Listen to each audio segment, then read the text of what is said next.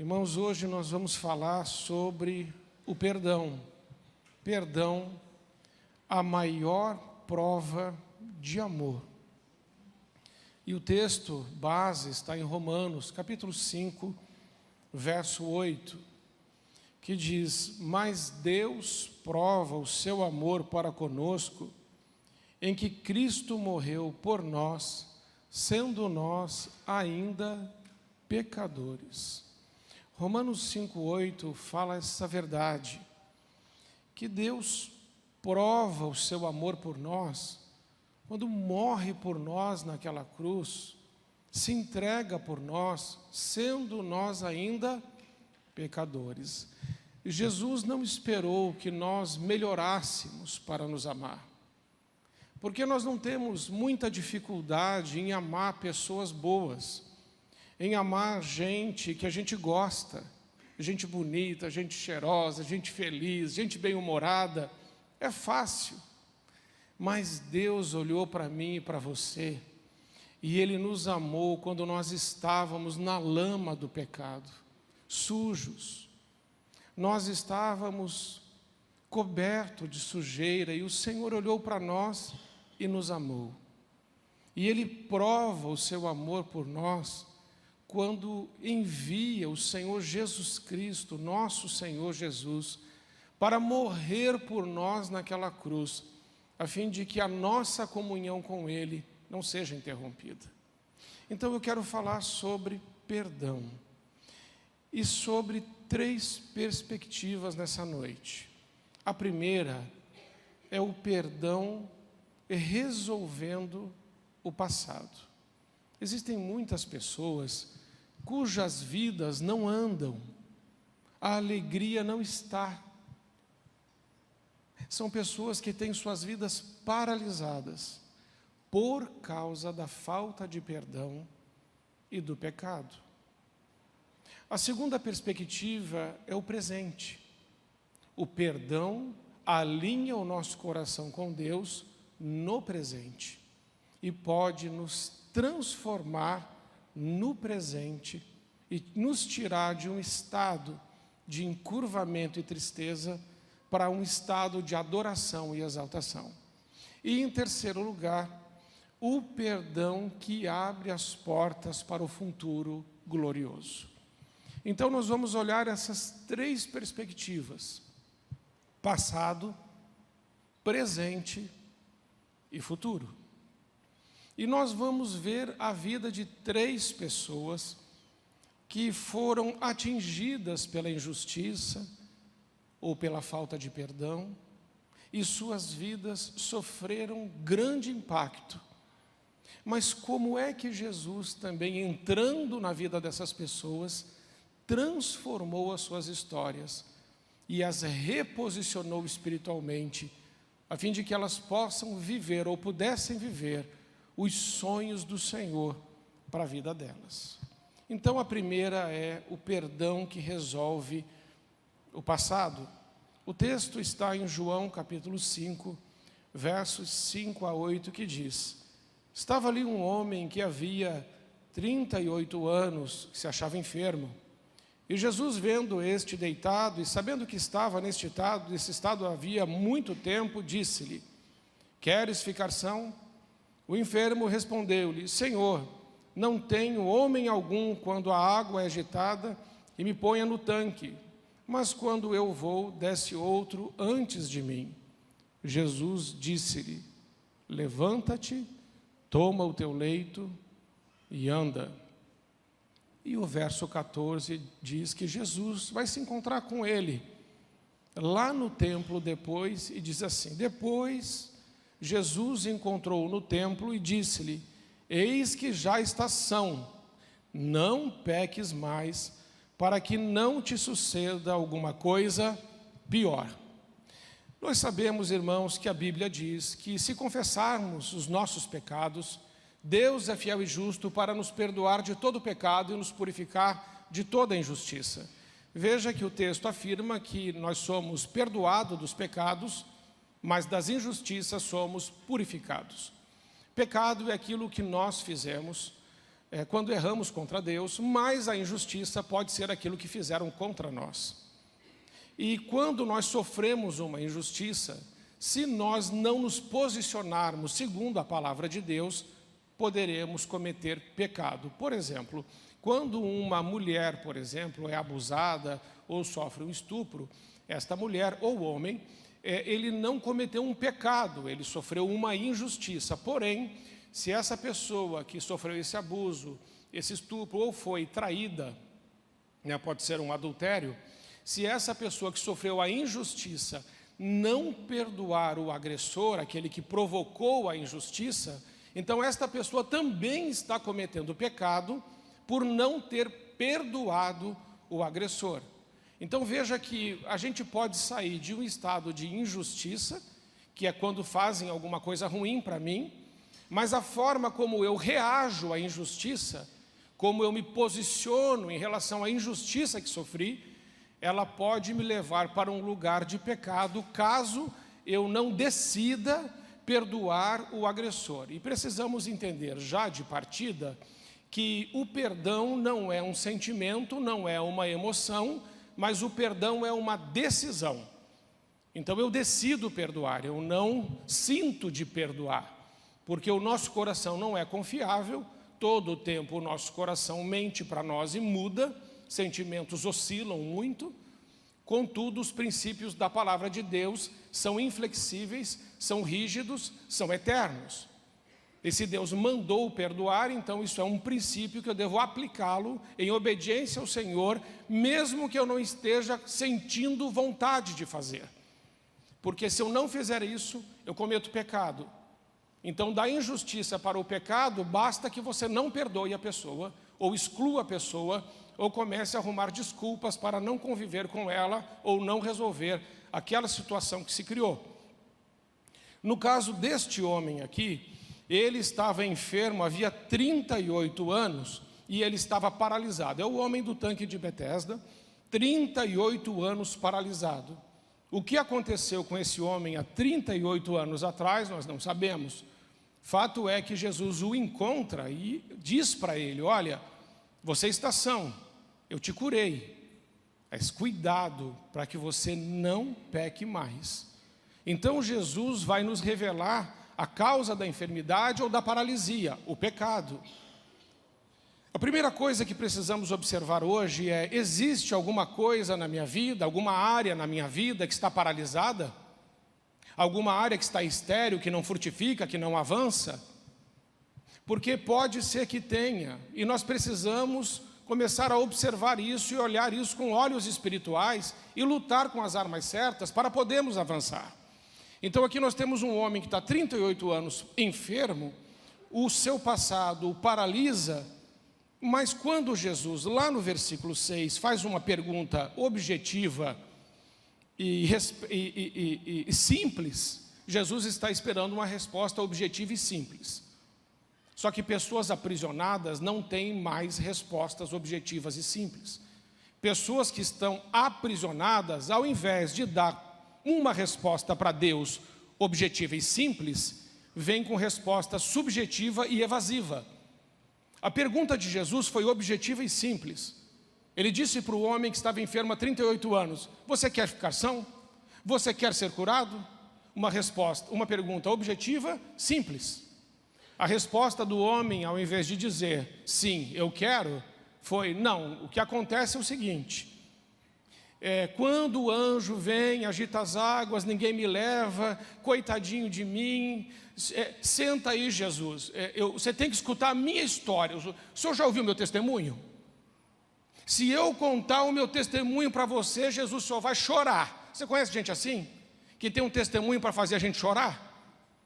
Irmão, o testemunho tem que ser para glorificar a Deus, não para fazer os outros chorarem. Se você tem um testemunho para fazer alguém chorar, comece você a chorar por causa desse testemunho. Porque o seu testemunho precisa ser um testemunho que glorifica, que honra, que exalta, que anima as pessoas.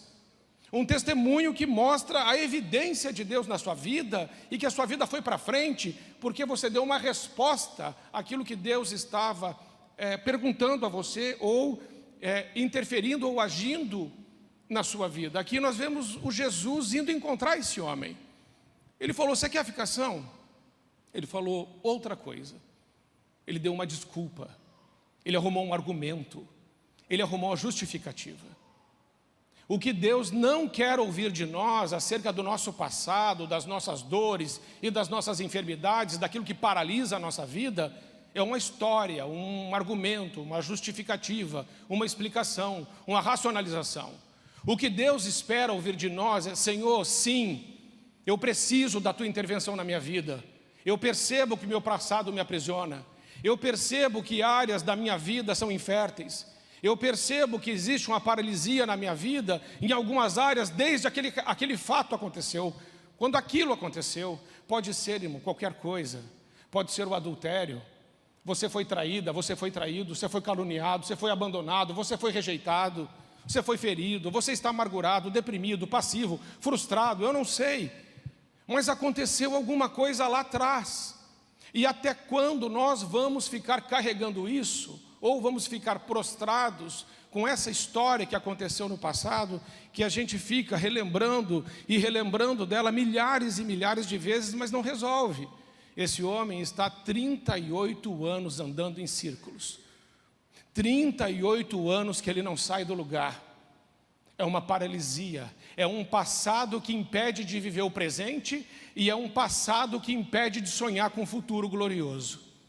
Então, nessa primeira perspectiva, nós precisamos entender que a única forma de sair deste lugar é uma resposta honesta, uma resposta sincera, uma resposta cheia de vulnerabilidade, aonde eu me exponho diante do Senhor e digo: Senhor, sim, aconteceu. O que aconteceu foi isso. Mas eu preciso que o Senhor me ajude. E eu digo mais, irmãos. Se você precisa procurar alguém para resolver alguma coisa, faça isso logo. Não fique prorrogando. Não fique falando assim: não, se a pessoa vier falar comigo, então tudo bem. Mas se ela não vier falar, vai ficar por isso mesmo. Ou se não, você fala assim: não, eu já perdoei. Só que eu perdoei essa pessoa, ela lá e eu aqui. E tem mais, quem erra comigo não tem segunda chance. Errou é uma vez só. Você já ouviu isso? Ou ainda fala assim: não, essa pessoa morreu para mim. Depois disso que ela fez, ela está mortinha e enterrada. Aí quando você olha, você vai vendo que você está carregando um cemitério pessoal. Matou fulano, ciclano, beltrano. Está ali, um cemitério que você carrega junto com você. Deus não te chamou para você carregar cemitério junto com você. Deus te chamou para ser luz desse mundo, sal dessa terra e um canal da graça dele nessa terra. Você tem o Espírito Santo de Deus. Aonde você chega, tem que chegar a vida de Cristo, amém? Se tem paralisia, você vai fazer a coisa andar. Porque com você não tem ofensa, com você não tem milindre. Porque você é um filho e uma filha do Senhor, do Altíssimo, do Todo-Poderoso. Você é a igreja de Deus, e a igreja de Deus cura. Pessoas curadas, curam, mas pessoas feridas, ferem. Tem muita gente que está se reunindo só para ficar lambendo ferida. E aí ficam lá descascando ferida, descascando ferida, descascando ferida, a coisa não avança. Então, irmãos, a primeira lição é: não dê uma resposta evasiva para Jesus. Para de justificar o que aconteceu. Para de explicar. Simplesmente diz: eu quero, Senhor, me ajude. Em segundo lugar, nós temos um desafio em relação ao presente. Lucas capítulo 13, versos de 11 a 13, está escrito assim: e eis que ali havia uma mulher que tinha o espírito de enfermidade, havia já 18 anos, e andava curvada, e não podia de modo algum endireitar-se. E vendo a Jesus, chamou a si e disse-lhe: mulher, estás livre da tua enfermidade. E pôs as mãos sobre ela, e logo se endireitou e glorificava a Deus.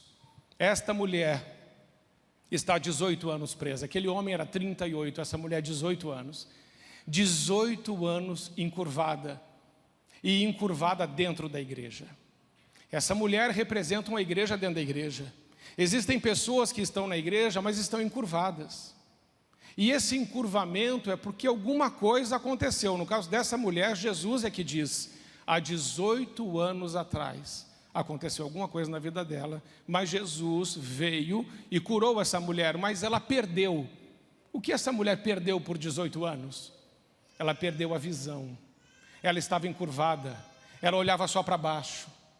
Ela perdeu a visão, ela perdeu a missão, ela perdeu a paixão.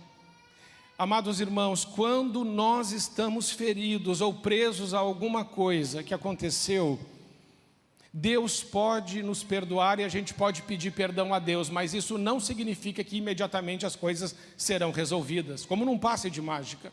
Porque aqui está escrito que Jesus disse para essa mulher, mulher, você está livre dessa enfermidade. Mas quando Jesus disse isso para ela, ela não se endireitou, ela continuou encurvada. Quando Jesus expulsou o espírito de enfermidade, a mulher continuou encurvada. Mas quando Jesus colocou sobre ela as mãos, então ela se endireitou.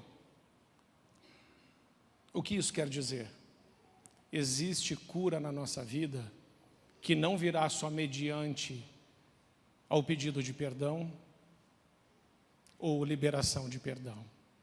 Haverá cura na nossa vida que precisa de imposição de mãos. O que é isso, impor mãos? Impor mãos é se aproximar. Não é simplesmente a distância. Eu falar assim, olha, está tudo bem, está tudo resolvido. Sabe por quê? Porque o que você fez me feriu. O que você fez me machucou. O que você fez abriu uma chaga em mim. E feridas não se curam de um dia para o outro. Uma coisa é eu liberar perdão. Outra coisa é eu estar curado. O perdão é um ato, mas a cura é um processo. E nesse processo de cura, a gente precisa se aproximar. Nesse processo de cura, eu preciso olhar nos olhos do outro e dizer, olha, você me perdoa?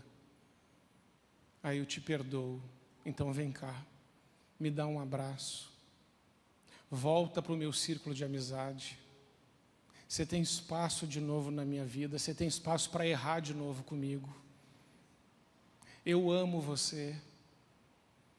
E essas palavras, elas vão fazendo uma asepsia naquela ferida, uma limpeza. Porque hoje nós temos até na igreja pessoas perdoadas, mas tem muita gente que está machucada. E vai ficando por isso mesmo. E essa mulher estava machucada, ferida, encurvada. E embora Jesus tenha expulsado o espírito de enfermidade, ela continuava encurvada até que ele colocou as mãos. Sabe, dentro da nossa casa, a gente precisa colocar mais a nossa mão no ombro do outro, abraçar mais, beijar mais, dizer mais vezes eu amo você, pedir mais perdão e ter conversas necessárias. Eu não vou chamar de conversa difícil. Eu vou chamar de conversa necessária. Tem conversas que nós estamos evitando, mas elas são necessárias para a cura. Quanto tempo ainda a gente vai colocar essa conversa debaixo do tapete? Não, pastor, eu vou deixar isso para lá, ela já esqueceu, ele já esqueceu. Não, não esqueceu. Está lá ainda. É como um espinho. E se você não remover, aquilo vai ficar lá a vida toda. A minha oração é que nós possamos nos desencurvar e sermos completamente curados por Deus. Que a nossa visão seja restaurada, a nossa missão restabelecida, a nossa paixão reacendida. Porque a palavra de Deus diz que quando essa mulher se endireitou, ela glorificava a Deus. Sabe o que foi roubado dela? A adoração. Ela não conseguia mais adorar. Ela vinha para a igreja, mas não adorava. Mas quando aquela mulher foi curada por Jesus, imediatamente começou a glorificar a Deus. Sabe quando é que Deus vai restaurar a adoração na sua casa, no seu trabalho, na sua vida? Quando você admitir: Senhor, eu tenho feridas, eu tenho chagas, e eu preciso que o Senhor coloque as suas mãos sobre a minha vida. Aí a adoração volta. Mas enquanto nós estivermos numa postura, não preciso nada disso, então vai continuar vivendo essa mesmice. Deus não criou eu e você para vivermos uma vida medíocre. Deus nos criou para viver uma vida maiúscula, superlativa, uma vida que faz a diferença. Amém, irmãos? Em terceiro lugar, o perdão abre as portas para um futuro glorioso. Lucas 22, 61 e 62. E virando-se o Senhor, olhou para Pedro, e Pedro lembrou-se da palavra do Senhor, como lhe havia dito: antes que o galo cante hoje, me negarás 3 vezes.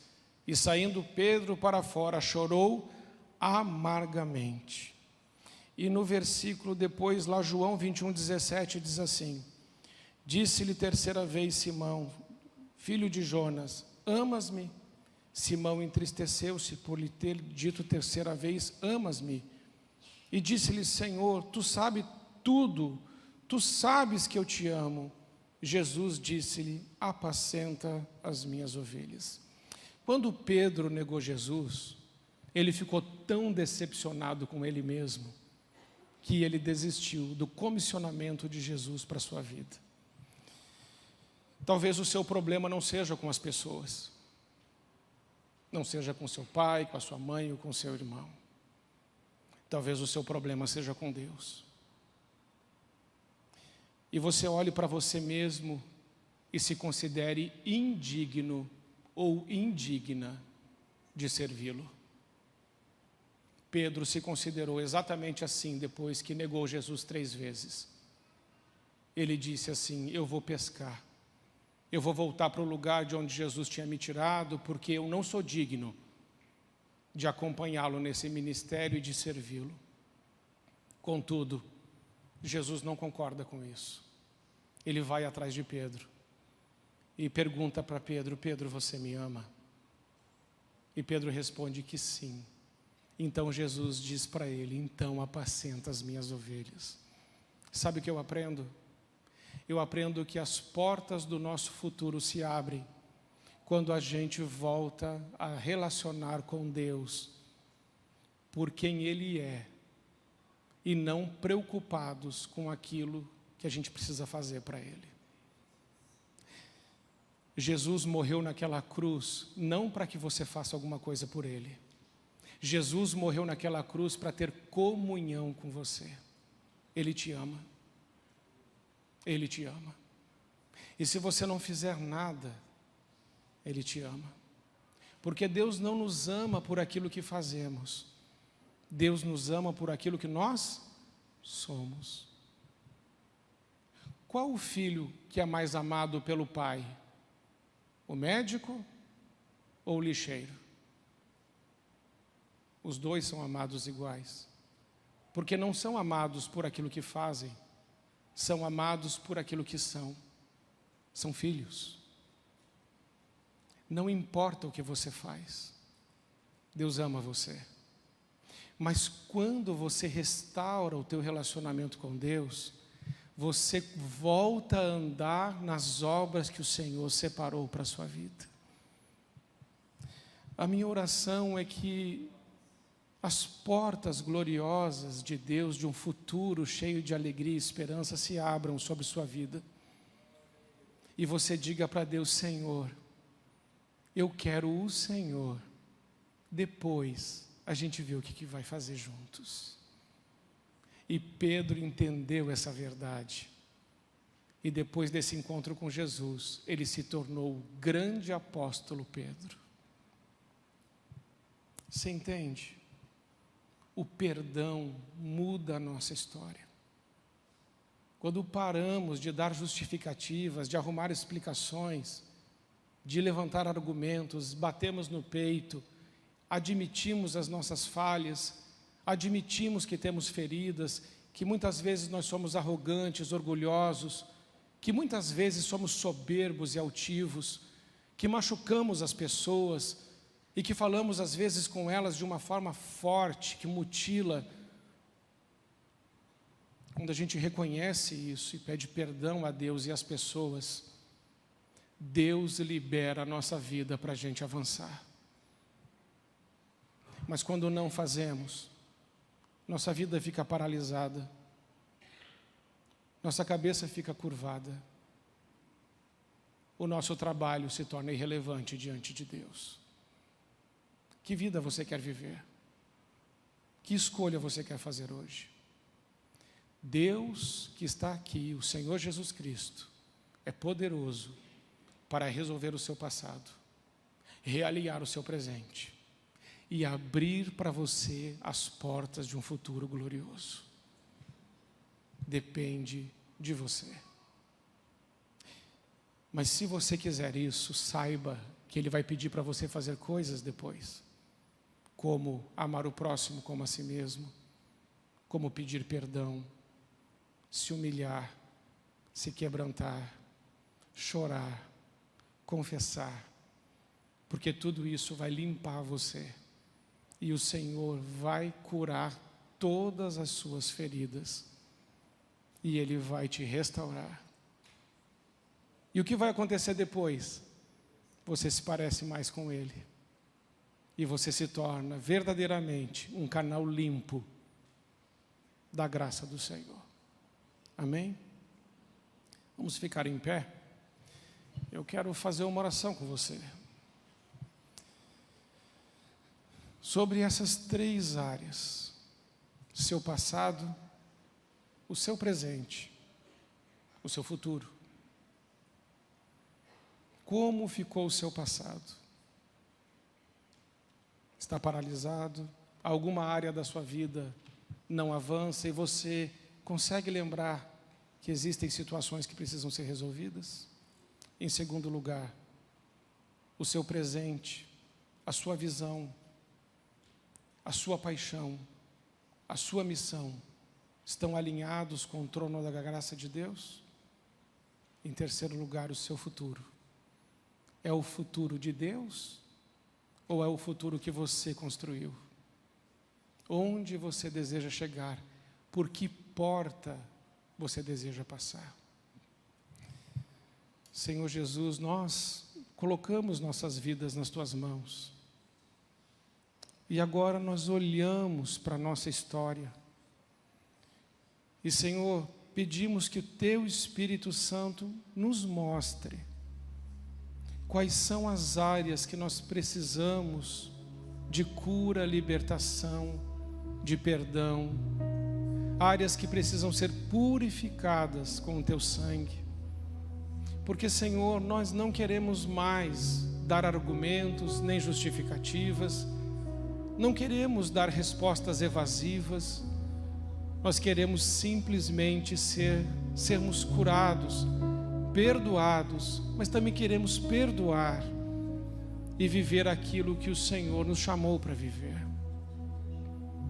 Se existem também pessoas, Pai, aqui neste lugar que se consideram indignas de andar com o Senhor, faça elas lembrarem que o Senhor mandou chamar Pedro e o Senhor o recomissionou e o Senhor o perdoou e tornou ele útil de novo. Assim também será hoje com cada um dos teus filhos. Agora, se você quer fazer essa oração, deixa o seu lugar, venha até aqui à frente, vamos orar juntos?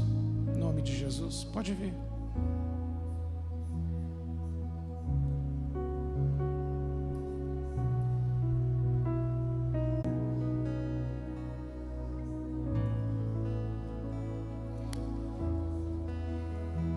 Irmãos, vamos chegar mais pertinho aqui. Cheguem mais pertinho, por favor. Olhem para mim aqui. Quando eu faço esse apelo, eu faço na condição de estar aí com os irmãos. Eu preciso que Jesus cure também o meu passado. Muitas coisas voltam, muitas coisas nos perturbam, muitas coisas nos incomodam. Mas como é bom saber que Jesus pode nos ajudar. Às vezes eu olho para o meu presente e pergunto para o Senhor: Senhor, será que eu estou vivendo o certo? E nem sempre o meu coração está em paz, assim como talvez hoje o seu não esteja. E quando eu olho para o futuro, eu falo: Senhor, tem misericórdia de mim e me ajuda a viver o futuro que o Senhor planejou. Assim, vocês e eu estamos juntos, somos um só. E o Deus que está tratando na sua vida é o Deus que está tratando a minha vida. A diferença que existe entre nós aqui é porque eu estou pregando aqui, mas a palavra não é minha, a palavra é do Senhor. E o mesmo efeito que ela faz na sua vida, ela faz na minha também. Então vamos pedir que esse Deus bondoso, e Ele é o único perfeito que está aqui, que Ele nos ajude. E que a gente possa ser, todos nós, curados e restaurados, para que sejamos também nós agentes de cura e restauração. Pai, em nome de Jesus, nós oramos nessa noite e pedimos ao Senhor: nos ajude, Senhor. Reconhecemos que tantas vezes somos tão orgulhosos, tão arrogantes, que o nosso comportamento destoa tanto do Evangelho. E por causa disso nós ferimos pessoas, machucamos pessoas, com nossas atitudes e palavras, com nossas escolhas. Nós muitas vezes envergonhamos o Teu nome por causa disso. Mas hoje nós estamos aqui humildemente pedindo perdão ao Senhor e dizendo: ah, Senhor, quebra toda a paralisia na nossa vida, porque nós não queremos ficar parados tanto tempo como aquele homem. E queremos responder a tua pergunta: sim, Senhor, nós queremos ficar sãos. A pergunta é objetiva e a resposta também é: nós queremos. Impõe as tuas mãos sobre nós, Senhor, e nos cure. E assim como o Senhor curou também aquela mulher de todas as suas emoções que foram danificadas pelo sofrimento, cura, Senhor, as nossas emoções que foram danificadas pelo sofrimento, porque tantas vezes somos tão insensíveis com a dor dos outros. Faça-nos mais misericordiosos e cheios de compaixão, assim como o Senhor é. Quanto ao nosso futuro, Senhor, nós sabemos que o Senhor nos ama e nos comissiona, e que apesar das nossas falhas, o Senhor insiste em usar as nossas vidas. E nós queremos dizer ao Senhor: muito obrigado. E sim, Senhor, nós te amamos. Nós te amamos. Perdoa as nossas faltas e nos recomissione, Senhor, em nome de Jesus, porque não queremos andar em qualquer outro caminho senão naquele que o Senhor separou para nós. Assim como o teu filho Pedro, que depois de ser restaurado se tornou aquele grande homem, faça assim também em nossas vidas, em nome de Jesus. Amém. Amém? Você crê que o Senhor Jesus pode fazer isso? Eu creio. E eu sei que você crê. Então talvez alguns de vocês precisem procurar alguém para conversar, para pedir perdão, para dar uma palavra. Façam isso. Nunca permitam que o ego diga a vocês o que fazer. Mate o ego e diga: sim, Senhor, eu vou fazer, porque o Senhor fez isso por mim, eu vou fazer também. E aí a unidade volta, a alegria volta, o Senhor abençoa e a vida anda. Amém, meus irmãos? Então, para encerrar, lembra? O perdão resolve o nosso passado, realinha o nosso presente e abre as portas para o nosso futuro. Deus provou o seu amor por nós, tendo enviado Jesus para morrer em nosso lugar. Que possamos também nós morrer no nosso ego, para que os outros, nós mesmos e os outros, possam viver melhor perto de nós e através de nós. Em nome de Jesus. Amém?